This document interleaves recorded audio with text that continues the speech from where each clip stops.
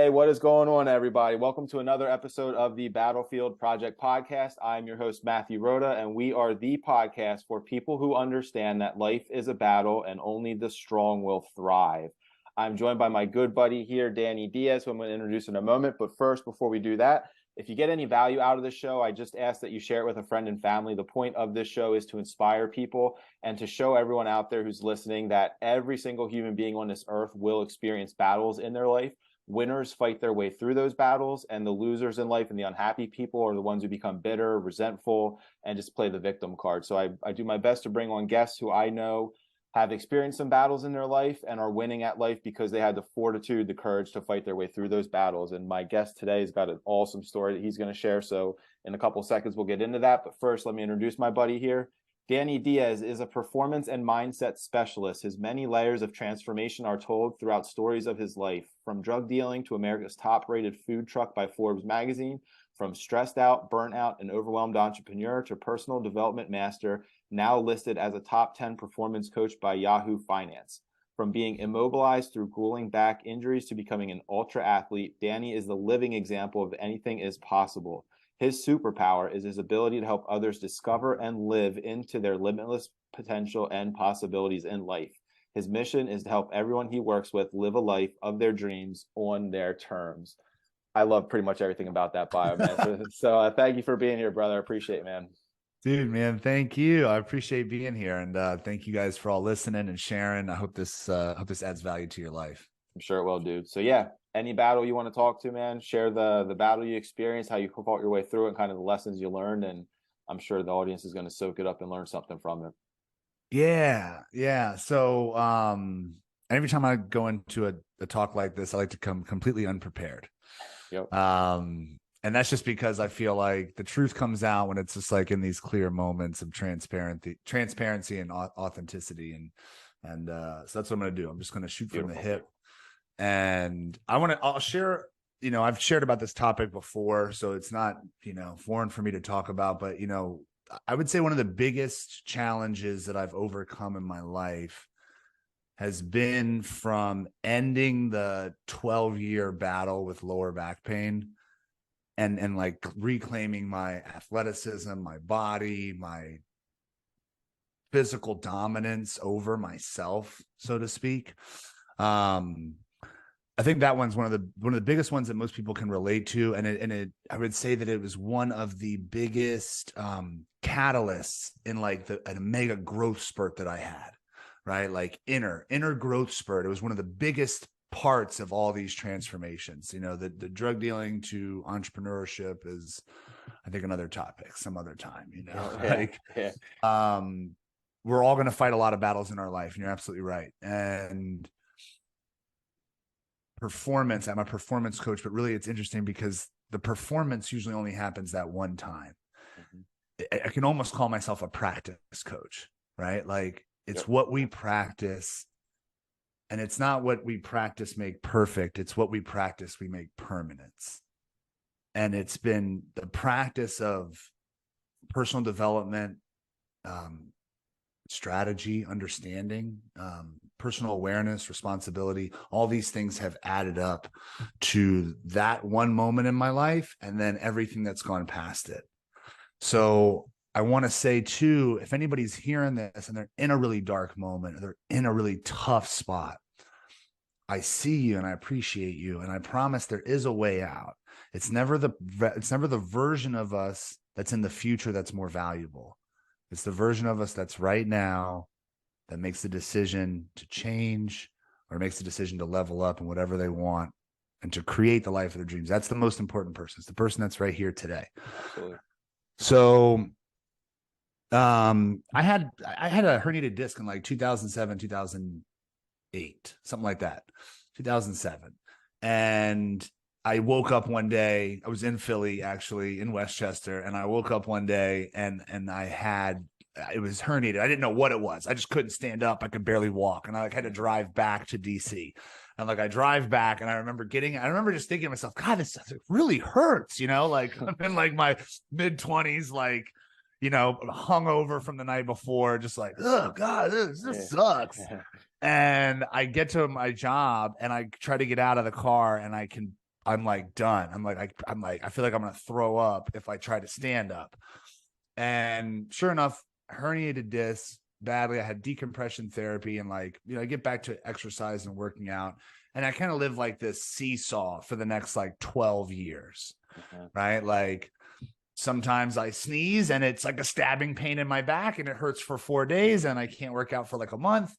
Sometimes it was fine for 6 months, right? It was just this ongoing thing, but like it perpetually would get worse and I would have periods of time where it would get a little bit better. And in 2019, our son was born.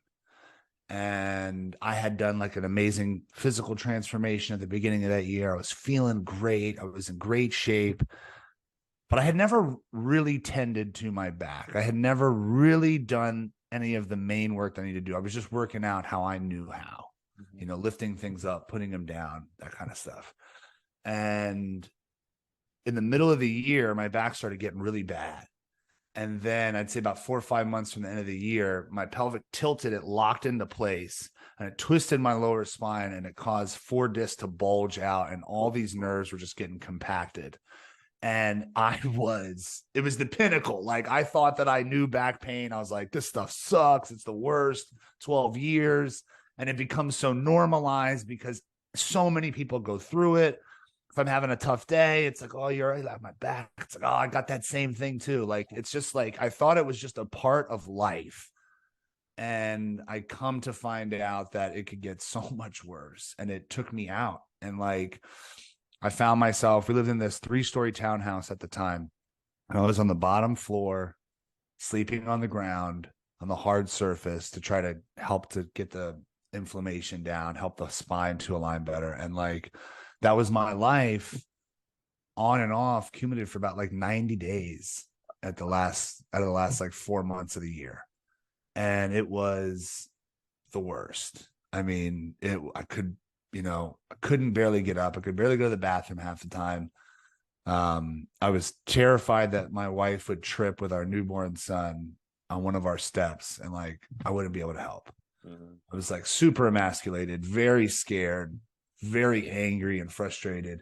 And I remember laying on that ground and just being like, all right, like in December, like when I can get to my feet, I don't care what I have to do. Like if I never lift another weight, if I do Pilates for the rest of my life, like whatever it is, this can never, ever happen again. Like this cannot be my life. Because I was 36 at the time, I think. And I'm like, I'm going to be like 50 years old. And I'm like, going to be worthless.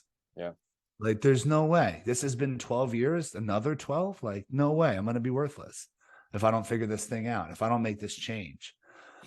And so I just made a promise, like whatever it takes, I'm going to fix this.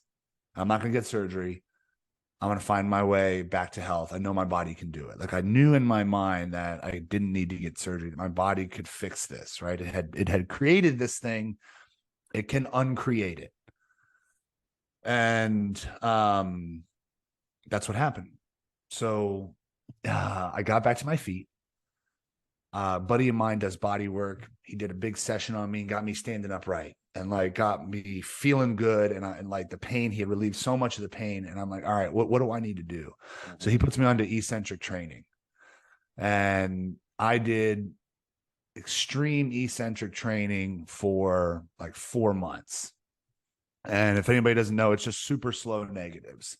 And I was doing like 15-second negative. I mean, super boring exercise, but it's like, it's so good for your body. And I won't go down that rabbit hole, but it's so helpful.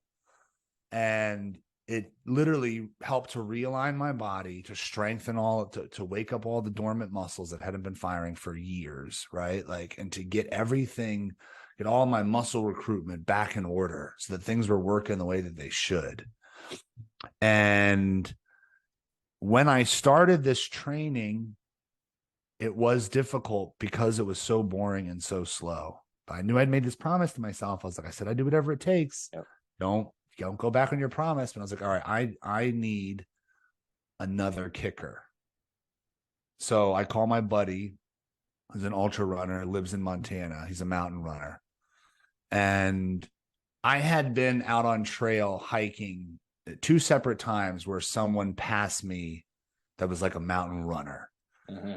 Right. Both times. One time was back in DC with my wife. We were walking and this dude just came over the rocks and like tack vest on, like just like running down the rocks, running past me. I was just like, damn, Awesome. man. Yeah. I was like, I felt kind of like a loser. I was like, well, I'd feel like a flea. Like I'm just like walking about, kicking my rocks, and like, and this dude is just like going to war. Like he's just running through. Let's like a warrior. Yeah.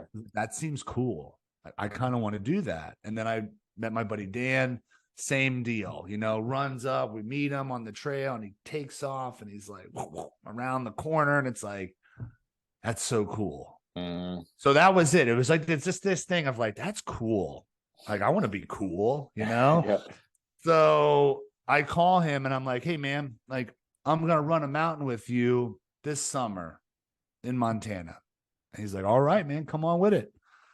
And I was like, oh shit. I was like, I just kind of like did that real fast. Didn't really think that through. I was like, oh, I haven't run in like 20 years, like since like the mile in gym class or like running in college for, but like even running in college for football is like sprints, like you're not doing distance. Not long distance. Yeah. No. So I'm like, okay. And I could barely walk. Right. So I'm like, yeah, no, totally. Yep.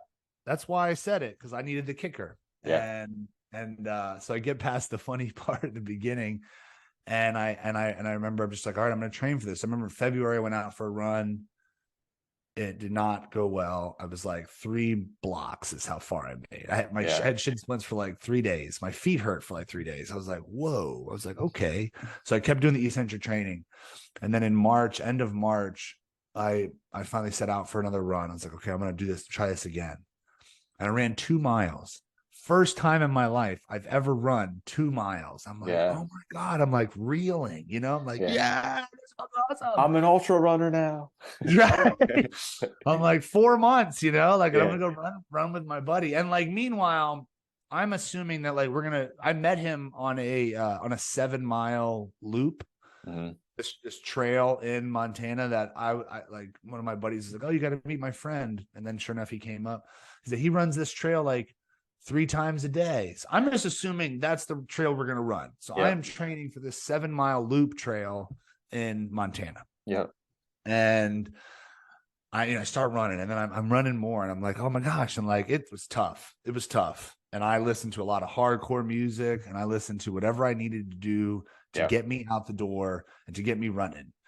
There was a really rad moment where I came down for a lifting day, and I opened up my garage door, and I got my gym built in the garage, and I'm like getting ready to lift, and I'm like, I just want to go for a run. I remember that moment so clear. It was so weird, out of body experience. I like looked at myself like, what did you say to yourself? What did you just say? You would rather run than lift? Like what? So, but I kept practicing. And then about like 5 weeks out, I call him to ask how far it's going to be. And he tells me it's going to be 18 miles. And I'm like, oh, shit. I'm like, I'm like, he's like, well, how far have you ran? I was like, 5 the most. I was like, and I am gassed at 5. Yeah. Like I'm done. He's like, yeah, you'll be. I was like, well, how often do you run? I was like 3-4 times a week, like 2 to 5 miles. And he's like, that's perfect. That's all you need. Yep. And I was like, okay. He's like, just go try to mix in some long runs the next couple weeks. Go mix in a couple on a Saturday. And I was like, okay. And sure enough, I did. I ran like 7.5 miles. I was like, oh my God. And then like the week later, I ran 13 miles. I was like, what's happening? Yeah, I can what's do happening? This. It was hard as hell, but I was like, what's happening? So, my body was feeling good. I was like able to take this impact. I had really rewired it. I was in no pain whatsoever. I was feeling so good. And I get there. Turns out that the 18-mile trail's closed. We're going to run a 22-mile trail instead. What's another 4 miles? Like, what's another 4 miles? And I'm like, whatever, man. Like, I'm here. Let's do it. And so I did this run, and, it was the hardest run, one of the hardest runs of my whole life. And I remember when we got to mile 15, we took a break and we stopped, and then we got ready to get started again. And I mean, I could just feel it everywhere. And I felt like my feet were going to snap through my bone. The bones were just going to snap through the top of my skin. Like they were just going to like, just break through. Like every step I took was excruciating in that last 6 miles. But the challenge was to finish the last 6 miles running nonstop. And it just happened to be all downhill. And that was brutal. Yeah, downhill's tough. And downhill's tough, and my feet were killing me. My legs were killing, my hamstrings were balling up. And when I crossed that finish line, I mean, it was like, I don't know, hand to God. Yeah. Like, touch me. Yep. Like, you know, I remember like crying, but I also remember like not feeling like it was a real cry, like almost like my emotional set didn't even know what to do. Yeah. Like, I can't. Yeah. Like smiling and crying. I was like, I couldn't, you know, I was like, I couldn't walk 7 months ago. And now I'm an ultra runner. Or like, you know, I'm a mountain runner, right? Yeah. Like I hadn't run an ultra yet, but now I'm this long distance mountain runner. And I was like, oh my God, it blew everything away. Like it completely rewired every part of my brain, my whole identity, everything that I thought of myself, of what I thought was possible, what I thought was possible for my business, what I thought was possible for earning potential, what I thought was possible for my relationships, like everything immediately changed in that moment. Like these opportunities that we have to challenge what we're physically capable of, to go up against the wall, to go to battle with the old identity of ourselves. These opportunities we have are beautiful gifts that are given to us, right? Like they're here in abundance. And doing that changed everything in my life. Yeah. I mean, it was absolutely incredible. And to, you know, to continue the story of my back, I'm still pain-free. That's awesome. I've run 2,500 or 2,700 miles since that day. I've completed every single Spartan race. I did 3 in a single day, or I did 3 in a single weekend. Yeah. And then I went back a year later and did the ultra in Montana. Nice. Now I've run a 40-mile mountain run in Montana with my buddy. I mean, not to mention the fact that I was never a runner, that I hated running. Like, let's reiterate that point. Let's reiterate that. Like, I would tease people in college, like, or in high school. I don't remember. Whenever I thought it was cool to tease people, and I'd be like, "Oh, like you run? Like I play real sports. Exactly. I play football. Yeah. Like, you know, like I don't run. Like, you know, like I don't. What is it the line in Kenny Powers where he's like, "Oh yeah, it's like, you exercise for your sport? Oh, that's fun." So, you know, it was like I never thought any of that I would, like, I didn't even set out to become an ultra runner. I set out because I wanted to end this pain that was in my body that had been there for so long. And I think that is maybe what's the added benefit of like these cool stories, is like, if there's something in your life that you want to change, if there's something that's been pegging you or poking you or quietly whispering to you, like, I want to try this new thing, or I want to change this one thing. Yeah. Like going to war with it, it might just be for that one thing, but what happens on the other side, like who you become throughout the process, it's totally unwritten. It's like a beautiful movie to watch. Yeah. That you'll never know what's on the other side. Yep. Right. And it's how I tell a lot of people, like, when you're looking for your passion in life, I still haven't found my passion. Its passion comes, in my belief, is from the development of our skill sets. Mm-hmm. We develop a skill set for something, we become so good at it, it creates our passion. Yeah. It's why I started a food truck, because I loved cooking, because cooking became a skill set that I was really good at. And I loved it. And I thought I could do this for my life. And it's a passion to follow my passion. And developing my ability to run and developing my skill set to heal my body without surgery and to relieve pain from my body without surgery, but with activity, became a skill set that I got really good at. Yeah. And that led to a deeper passion in teaching it and leading people on long runs, on Yeah. doing things and helping people break through their physical limitations because of not just what it does for our body, but what it does for everything else. Yeah. It does so much. So yeah, I mean, that battle was, I would say, one of the best decisions that I've made. Yeah. Leaving the drug game behind was a great decision. No longer using drugs was a great decision. Like not drinking really anymore was a great decision. I mean, not that I think drinking is bad for people to do whatever they want, but just like there's been certain decisions that I've made that in my life where my life has gotten inherently better. And the decision that I didn't need to be a victim or a byproduct of my pain, that I could change that and make the decision to say I can change this forever and really take back my health. Best decision ever. Yeah. That's the best because it led to the highest level of freedom. Yeah.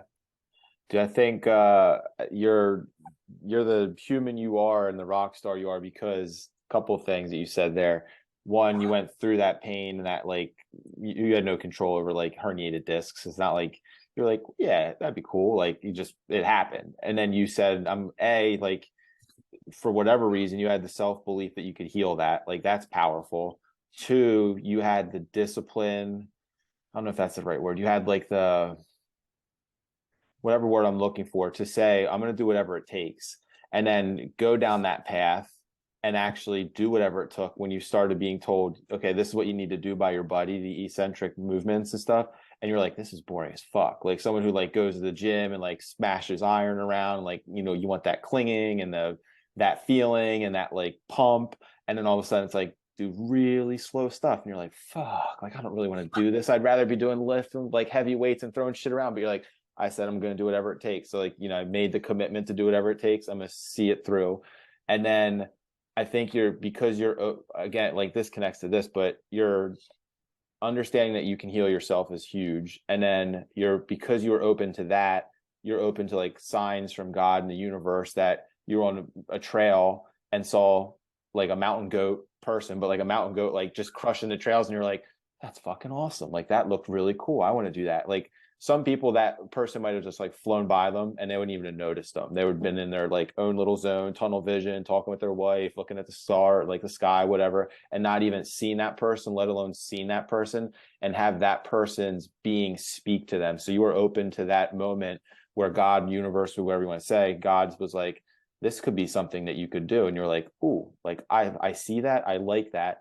And then you had the courage to stretch, state a stretch goal. It was just I'm going to do that someday. It's not you saw that and you're like, that's cool. But man, I can never do that because I can barely walk a couple months ago. You're like, I could do that. And, run 3 blocks and your feet are screaming at you and everything. And your being is stop, stop, stop. You can't do this. And you're like, no, I could do that. And you probably held on to that. No, I could do that. And then just say to your buddy, hey, I'm going to come to Montana and set a stretch goal of I'm going to run in the mountains with you, as opposed to being maybe someday I can do that if I can prove to myself first that I can run 3 or 5 or 10 miles. Those little baby steps that who knows if you didn't have that big stretch goal to look towards and work for, you never would have gotten to it because you would have just given up at 3 miles and been this fucking sucks and I have nothing to work for. Your story's awesome, man. And I think it's so powerful to hear that because I have lower back pain and someday might slow me down or stop me. And, probably most people watching this have some kind of physical ache and pain in their life. And like you said, we all just accept it as it's part of getting old. I say that all the time, I'm 40, it's part of getting old. And I'm like, man, I don't really like that. But you were yeah, it's part of getting old. And poof, poof, poof, poof, 4 herniated discs later, you're like, ow, okay, that's not just getting older. That's serious damage that's done that I can now, I think you said it brilliantly. My body created this, my body can fix this. That mentality, I mean, that's why you are the way you are. That's why you're who you are, man, because not Thanks, many man. people would have that. Most people would go right into what surgery do I need? I would try physical therapy for a little bit. That didn't work. What surgery do I need? You know, all the doctors are saying surgeries. Okay, when can I get my surgery? As opposed to being like, no, like I'm fully in control of my body. And because it was such a deep seated belief inside you, you actually did that. And that's like a phenomenal human Thanks, experience to man. hear about. Thanks, man. I received that. I Yeah. appreciate that. Thank you Yeah, for that man. reflection, man. Thank you. Yeah. Yeah. And even too, man, like you're saying the whole ultra running and like touch, like God's hand touch, like I've done a few things too like that. And I say to people all the time, it has so little to do with like, yeah, I can run 31 miles, or yeah, I can run 50 miles. Like that's like, there's a small part of it that like you put that into context and it's like, that's kind of cool. Like I'm on my feet and I'm covering that distance. Like that's kind of cool. But beyond that, dude, it's forcing yourself to do something that is hard and that is really difficult to do and challenging, and you're not 100% sure you can do it. But like you said, whether you put the crazy music on or you're with a buddy or whatever, but like you get to that finish line, there's been two times where I've crossed the first one was my first official 50-mile run. And going into it, I was like, I don't know. Cause like I do the 30, 50 Ks or like 30, 33 miles, whatever it is. And by the end of those, you're like, oh, like it hurts. Everything's like, and then you get to that point in a 50-mile and you're like, shit, like I got another 17 miles to go or whatever, 18, 19 miles to go. You're like, that's a lot of miles. I got to the end of that first 50-mile race and like crossed the finish line. And I don't usually like celebrate it, but like my hands were in the air. Like I was on top of the world. And I remember crossing the finish line, going and sitting on like a little patch of grass and just like not crying, like bawling, but like just sitting there absorbing the fact that that just happened and like tears streaming down my face. And I'm like, that's why I do this thing, because it's that feeling of like, I just did that. Not like, yeah, I just did that. More of like, holy crap, what else am I capable of doing? Like you said, it's physical, but like the shift inside your mind, the shift inside your heart, and then the great unknown after that race, like who knows who you can become because you just went through that experience. It's life changing. Like I'm not advocating everybody needs to run an ultra to experience stuff like that, but pick something hard, do something hard, get to that Yeah. finish line, whatever that finish line is, and change like your reality and your perception of who you are and who you can become. It's crazy how powerful that is. Yeah, you're right, man. It's 100%. And with running, it's been interesting because it's like I consider that we are like the only mammals that are created that are built for endurance and distance. Mm-hmm. Even birds don't like flap their wings all the time. They just glide a lot, Yep. like, and they take their breaks, and like we're just built for like something different. And what I've experienced in these ultra endurance style events is like we get to really experience what this human body can do. And that's why are we here, right? Like, Mm-hmm. why are we here? Are we just here to work and pay the bills and raise the family? Or like, are we here to experience this life? Like, are we here to experience this body and its fullness and its capacity? Experience what my heart feels like, like I've had one child, right? Like, and I remember the moment when like love expanded inside of my heart, my capacity of what I thought love was when the child was born. You have 4 children. I can Mm-hmm. only imagine. I don't know, but like that was one of my thoughts as we were working for number 2 is like, well, that means there's another like Expansion of capacity of love. love Yeah. that's inside of my heart. Like I Yeah. would love to feel that, right? So Yeah. like there's these other expansion of our mind, right? Like, whoa, like no longer thinking inside of a box, but thinking outside of those, Yeah. thinking outside of the limits. Like I heard the CEO or one of the founders of Netflix speak, and he said, every idea is a terrible idea until someone proves it right. Mm-hmm. Like he said, do you think that people told me that Netflix was a good idea when I brought it to them? Everyone told me it was a stupid idea. It was a Mm-hmm. terrible idea. Like no one would ever mail these discs around Yep. these movies. No one will ever do that. Right. But like, we have these little callings inside, I feel like, to stretch our capacity in our body, our mind, our soul, our heart. And they just like whisper to us. They Yep. whispered to me in that moment. It was like, that looks cool. Yep. And you're right. If I had the opportunity, I could have said, well, I'm not a runner. Or I said what I said, which is like, oh, I want to do that. I think if they can do it, I could do it. And I think when we can really truly embody that understanding, not just know it, but embody it, have physical memories of the experience stored inside of us, we will change our life and the lives of the generations that follow us. Yeah. And you're right. You don't have to run.